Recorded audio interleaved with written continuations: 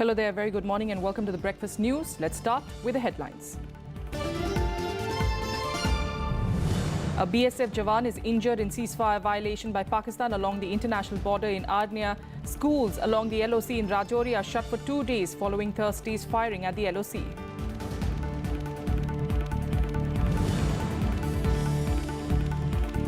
Election Commission convenes an all-party meeting to discuss reliability of EVMs. Invite was sent to 55 parties who are attending the meet now. Aam Aadmi Party had recommended all-party committee.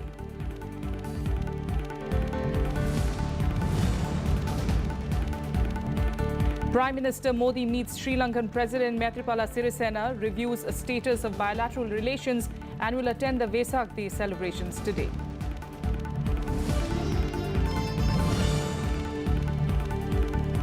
Hearing on triple talaq and nikah halala to continue in Supreme Court for the second day.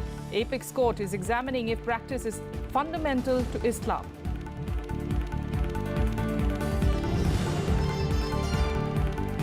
And India wins 2 bronze medals at the Asian Wrestling Championships. Anil Kumar wins the Greco-Roman 85 kg category while Jyoti wins in the women's 75 kg category. Top story this morning, Pakistani Rangers have violated ceasefire along the international border in Jammu and Kashmir.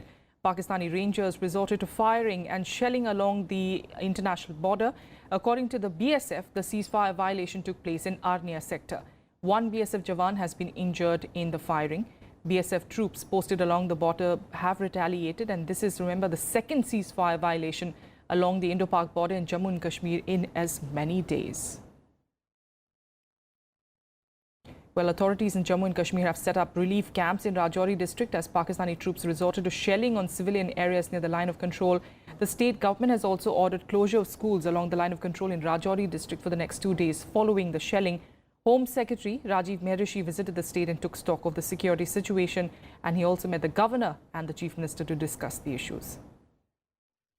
Union Home Secretary Rajiv Mehrishi arrived in Kashmir on Thursday to take stock of the security situation in the valley. He also met Jammu and Kashmir Chief Minister Mehbooba Mufti and Governor N.N. Vohra. Extensive discussions about issues relating to effective maintenance of law and order, the security situation along the international border and line of control, increasing attempts at infiltration and rising incidents of terrorism in the valley were held. The Union Home Secretary is also scheduled to hold meetings with top civil, police and army officers. His visit comes a day after a Kashmiri army officer, Lieutenant Umar Fayaz, was abducted and killed by unidentified terrorists in Shopian district. Meanwhile, a 35-year-old woman was killed and her husband injured after shelling by Pakistani troops in Naushera sector of the state's Rajouri district. Police की reports आई हैं, उसमें यही पाया गया कि जो injury हुई है एक इंसान को और महिला की मृत्यु हुई है. बाकी अभी तक हमारे पास कोई नुकसान का अभी तक नहीं पूरा पता चला और हमारी टीम्स गई हुई हैं फील्ड में कि कहां पे कितना नुकसान हुआ है. हाँ, हमने एहतियात के तौर पे जितने भी बॉर्डर के साथ लगे गांव हैं वहां पे जितने भी स्कूल्स हैं उनको हमने बंद किया है. The Pakistan Army resorted to unprovoked firing and shelling in Naushera, also causing damage to property. Schools across several villages were shut down by district authorities as a precautionary measure. The Home Ministry says at least one incident of ceasefire violation by Pakistan took place daily along the LOC in Jammu and Kashmir in 2015 and 2016, in which 23 security personnel have lost their lives. Bureau Report, Rajya Sabha TV. And defense officials have said that they have identified the 6 militants who had abducted and killed Army officer Umar Fayaz in Jammu and Kashmir Shopian district on Tuesday night. They claim that the militants were from the Hizbul Mujahideen and the Lashkar-e-Toiba. A massive manhunt has been launched to catch the militants involved in killing the 22-year-old lieutenant rank officer. The state police had earlier suspected that the Insas rifle that had been snatched from officers in South Kashmir had been used to murder Fayaz. Police had based their suspicion on 2 empty Insas rifle cartridges that they had found near the spot where Fayaz's body was found. Fayaz was on his first break since joining the Army's 2 Rajputana Rifles unit. He was part of the 129th batch of the cadets from the National Defence Academy in Pune.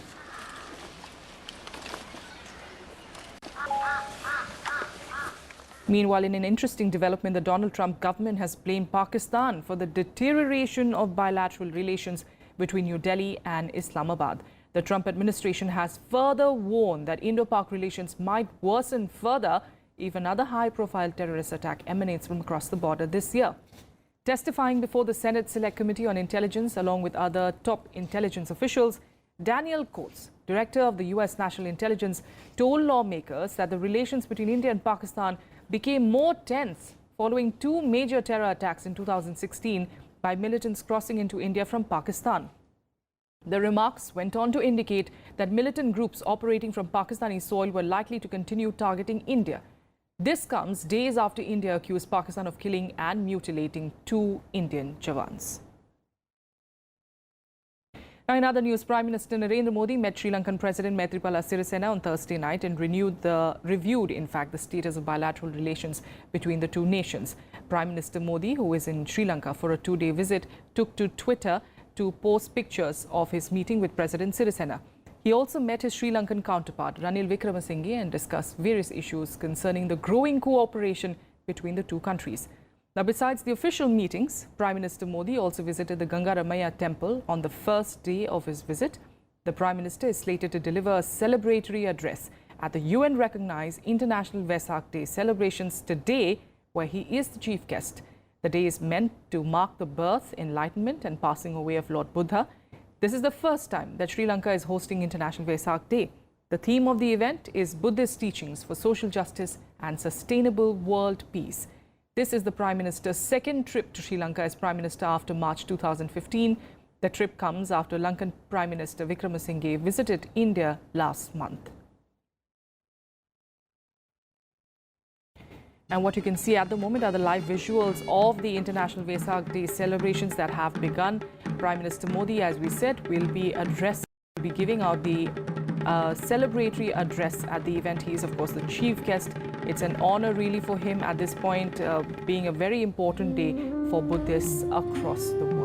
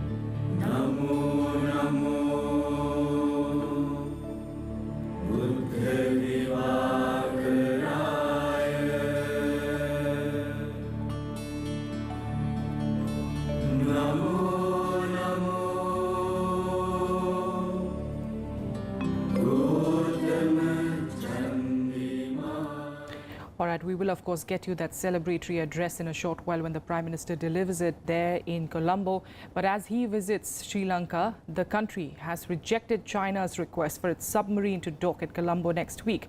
Chinese authorities had sought clearance for a port call at Colombo, where a Chinese state-owned company operates a mega container terminal. A similar visit in 2014 had triggered strong protests from India when China had docked two of its submarines at the Colombo harbour. India said that its security concerns were being undermined. Lankan government sources say that such requests will be turned down in future as well. The request for the Chinese submarine visit was for the next week after Prime Minister Modi's departure on Friday evening. There has been no comment from the Chinese embassy so far on the issue. Now, back to the National Capital, and the Election Commission is meeting representatives of 55 political parties today to put forth their stand on the raging EVM controversy. The meeting will be preceded by a live demonstration of EVMs. Representatives of 7 national parties and 48 state parties are meeting with the EC today to discuss the reliability of EVMs, among other electoral reforms. 16 parties had urged the Commission to revert to the ballot paper system, claiming faith of people in the machines has eroded. Earlier this week, the Aam Aadmi Party had staged a demonstration in Delhi Assembly on how one could hack a voting machine. The party had used an EVM prototype to make a demonstration, which the EC trashed, saying that a lookalike cannot perform as well as an authentic EVM. The Commission is also likely to brief the parties about its planned EVM hacking challenge, or what is being called a hackathon. The date of the proposed challenge would be decided after the all-party meeting.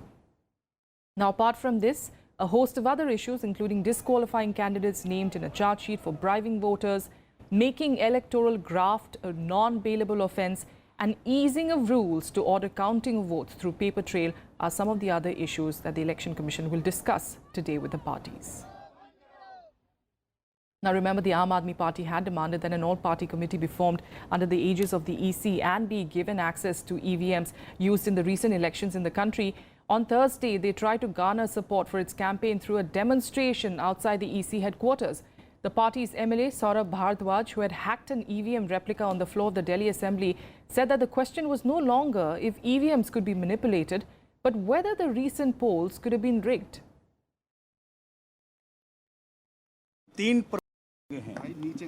पहली मांग ये है कि आज के बाद जो भी चुनाव हो, including Gujarat, to start with Gujarat, every election must be held using the machines of EVM which are equipped with VVPAT. Election commission की देखरेख के अंदर आप एक कमेटी बना दीजिए। उस कमेटी के अंदर आप सभी पॉलिटिकल पार्टीज के एक-एक रिप्रेजेंटेटिव को डाल दीजिए। उसके अंदर इलेक्शन कमीशन के भी रिप्रेजेंटेटिव्स को डाल दीजिए।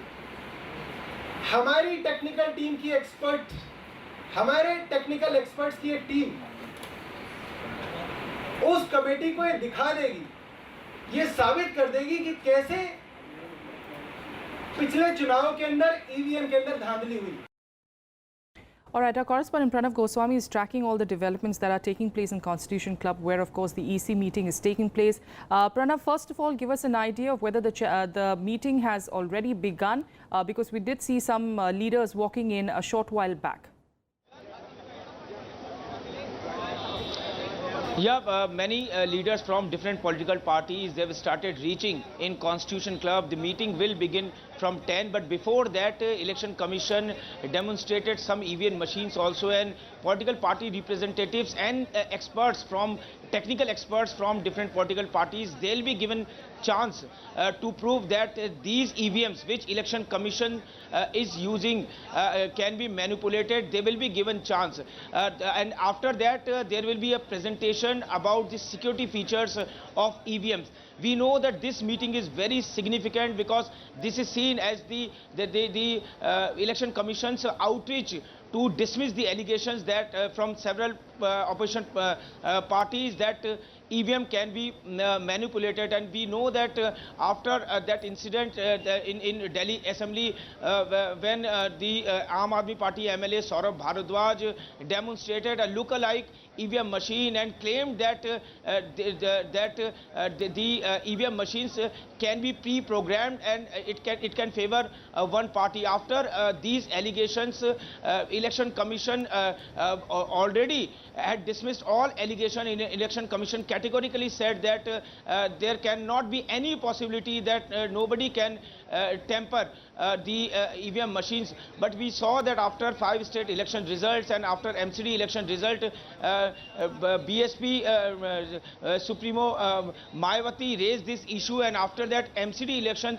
Aam Aadmi Party is also demanding that, including other political parties are also demanding that VVPAT system should be used, and EVMs are not a better option, and ballot paper should be used in coming election. So this meeting is very important in this scenario. Other issues will also be discussed related to election reforms and related to political funding. Absolutely. And Pranav, like you're pointing out, yes, there will be other issues also that will be discussed apart from just the hacking of the EVMs are concerned.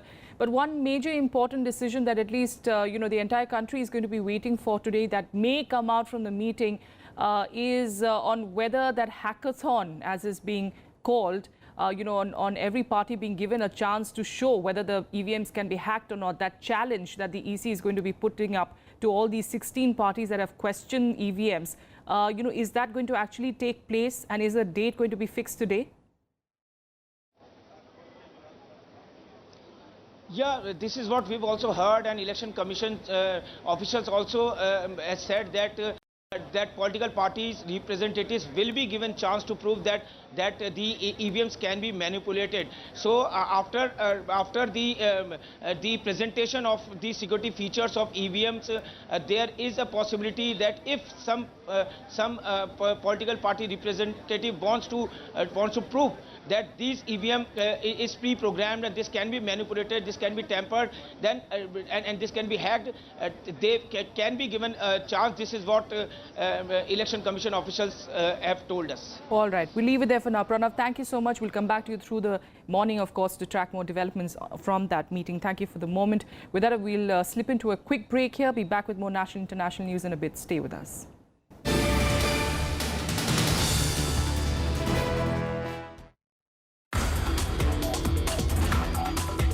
We have been saving people in terms of accurate forecast and warnings, etc. At present, as you know, that earthquakes cannot be predicted. We are doing a lot of work on that aspect also to understand the earthquake processes in the Indian subcontinent. I personally feel maybe after 20 years or 30 years, there could be some way of predicting earthquakes. Watch Eureka with Dr. Madhavan Nair Rajivan, Secretary, Ministry of Earth Sciences, only on Rajya Sabha television.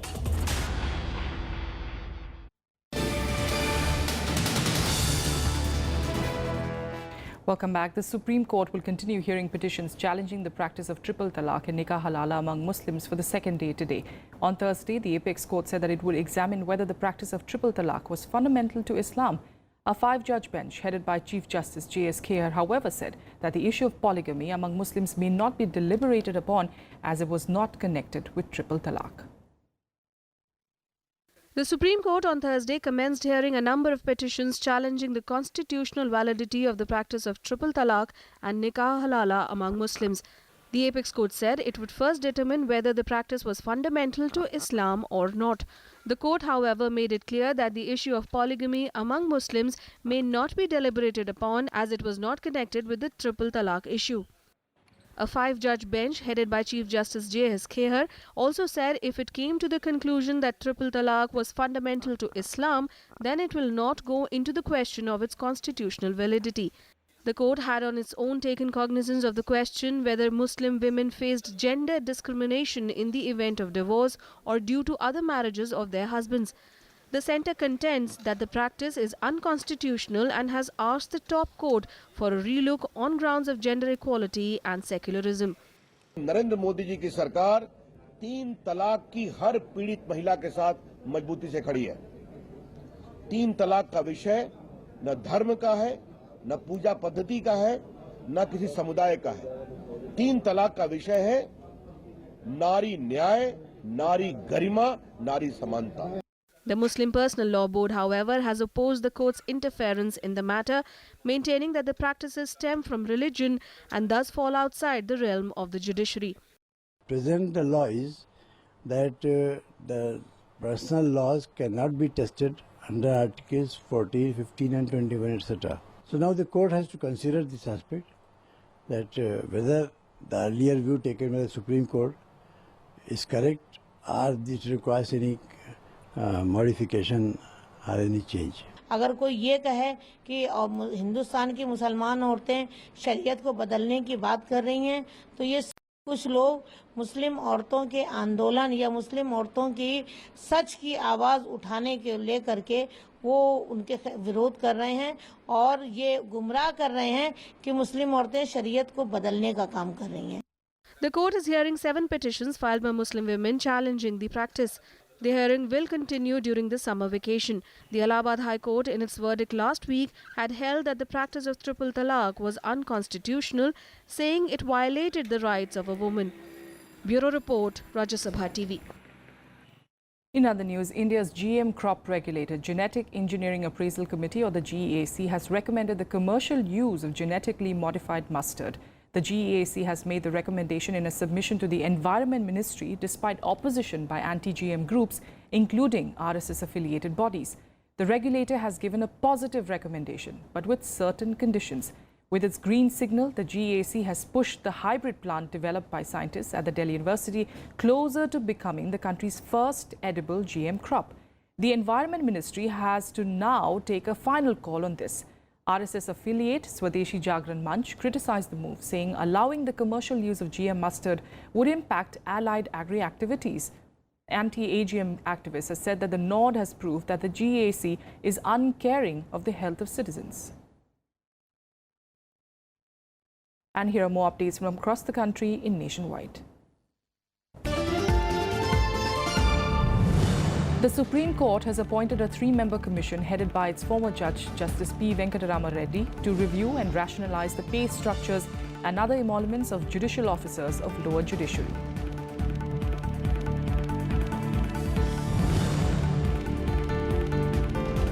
Four more judges, including two women, who would be joining the Delhi High Court. The government, in fact, had approved the elevation of four senior lawyers. The names are Pratibha M. Singh, Rekha Palli, Naveen Chawla and Shankar were approved as judges.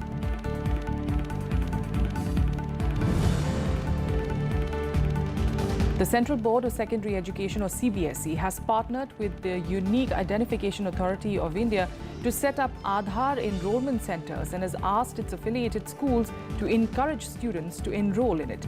Schools have been told not to charge a fee for the enrollment.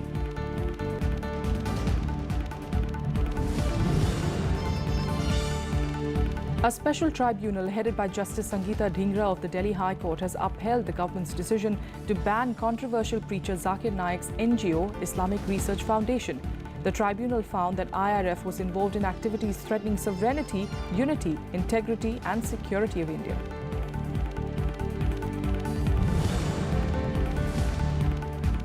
The Assam Goods and Services Tax Bill 2017 was unanimously passed by the Assembly on Thursday.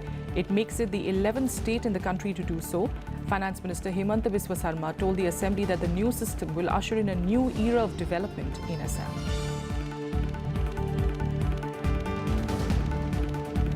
International news now. In Nepal has decided to be part of China's ambitious One Belt, One Road initiative. A cabinet meeting chaired by Prime Minister Prachanda decided to sign the Memorandum of Understanding on Obor with the Chinese government. The Deputy Prime Minister will lead a high-level delegation to Beijing today to sign the MOU. The Obor conference will be held in Beijing on the 14th and 15th of May. Senior officials, including executive heads of over 150 countries, are expected to attend the conference. Spanning more than 68 countries and encompassing 4.4 billion people and up to 40% of the global GDP, China's One Belt, One Road project is a signature initiative of Chinese President Xi Jinping. It aims at enhancing connectivity and cooperation between China and the rest of Asia and Europe through land as well as maritime routes. All indications are that India may be skipping the Obor conference, though MEA spokesperson Gopal Bagre said that the matter was still under consideration. Now, US President Donald Trump has talked tough about his skeptical views on climate change, but his administration is taking a more cautious approach to the issue. US Secretary of State Rex Tillerson hosted foreign ministers from Arctic nations at a summit in Alaska on Thursday. The Arctic Council adopted a 9-page Fairbanks Declaration 2017, which noted that the Arctic is warming at more than twice the rate of global average.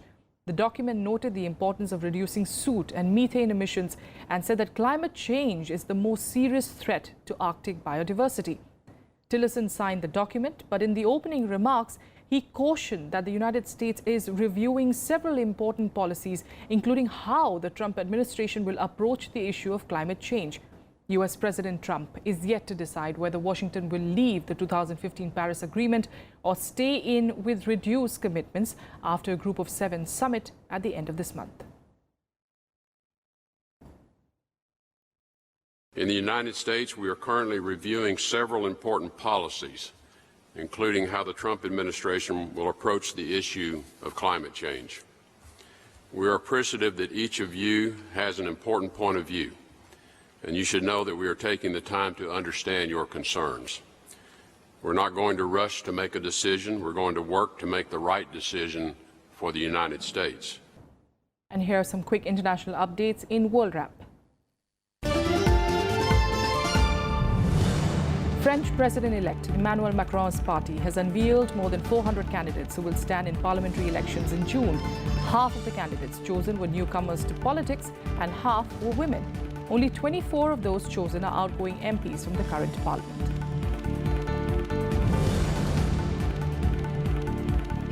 The campaigning for Nepal's first local body polls ended on Thursday. The government has stepped up security in capital Kathmandu as well as other major parts of the country where the elections are scheduled to take place on Sunday. Nepal's borders with neighboring India and China have also been sealed for 96 hours.